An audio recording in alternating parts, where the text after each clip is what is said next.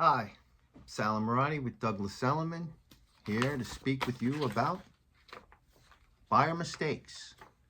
Listen, with 20 years experience, I've helped many buyers buy their first and sometimes their second home. But there are five top mistakes that home buyers can make that they probably should avoid.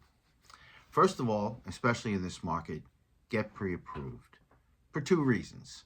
Number one, you kind of know what your budget is, whether it's interest rate or taxes. You have an idea of what you can afford and you should shop within your budget. The second reason is if you're out there looking at houses and you find something you really like, you're not going to be able to make an offer. Well, you can make an offer, but it'll never be accepted unless you have the proper paperwork.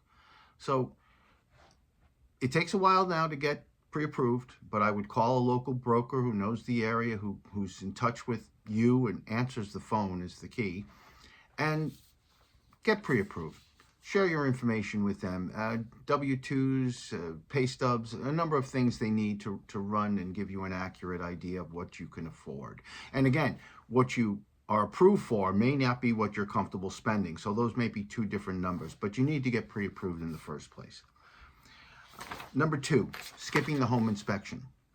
Now, I don't utilize the home inspection for purposes of renegotiating. Typically, no. But as a first-time buyer, you kind of, you lived in an apartment or you lived with family. You don't know where the electric box is, where the water shut off, where the water main is. There's things about the house. You should be following that inspector around and looking at the home. You're going to own this home one day, it may be, and you're going to want to know some things about it. Again, not an opportunity to give a punch list to an owner to fix this and fix that, and that doesn't look right and all of that. But it'll give you a checklist for yourself, things to keep an eye on, things that may need attention years from now. And it's a really good, paperwork to have. They'll give you a whole report on it. There may also be something that is invisible to the naked eye. People crawl up in attics and crawl in crawl spaces. They may find something that'll make you walk away from the house. So do not skip the home inspection. It's worth the time and money. Letting your emotions get away with you. You might, listen, I fall in love with every $2 million house I see. You got to work within your budget. I can remember one time when the market was crazy as it was recently, taking young first-time home buyers out, and she looked at me one day after leaving a house and go, we made 13 offers over asking on houses and haven't gotten accepted yet. She was a little frustrated. I said, yeah, I know we're looking a little maybe above our budget. We need to adjust where we're looking. We found another house that they really liked, and it was listed at X. And they said, well, what do you think we should offer here? And I said to them, well, I think we should offer this amount right here and see if we get a counter. Young lady looked at me. What's a counter? Eventually, that house did not sell over asking, and we did purchase it at a reasonable price. So, working with an agent can help you take some of the emotion out of falling in love with the house. And again, figuring out what that price might be. Ignoring the neighborhood. You're not just buying a house. You're buying on a street. You're buying in a neighborhood, in a community, in a school district, in a town. There may be things that you need. You may need to be close to a school or a park or the beaches or whatever. It's funny. I had a house at the back end of a long cul-de-sac, and I thought this was such an advantage to be at the cul-de-sac. And people came in and they looked around. They go, yeah, but it's way down here at the end of the cul-de-sac. And I was like, that is not a good thing?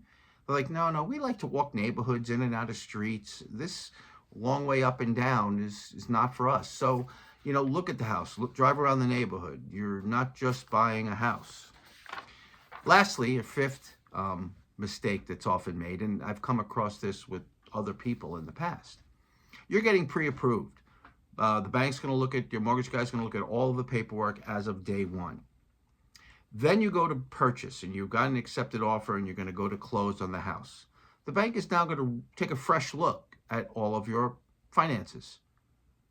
Don't go to Disneyland and max out your credit cards after you get a pre-approval. Don't go buy a car and have a large monthly car loan. Don't take out any extra credit cards. Don't mess with your credit at all. This can and will affect you when the time comes to close. I know there's a poor young couple that did just that, celebrating a little bit much after they got their mortgage pre-approval. When it came time to close, the bank kind of adjusted the rate they were going to give them. They ended up buying the house, but it cost them quite a bit of money. Now, avoiding these mistakes can save you a lot of time, a lot of, more importantly, a lot of stress. Buying a house can be very stressful. So try to avoid these mistakes, whether you're a first-time home buyer or somebody that hasn't done this in a while, and it'll be a much more pleasant journey for you. Listen, if this was interesting and you found some value in it, please like, share would be great.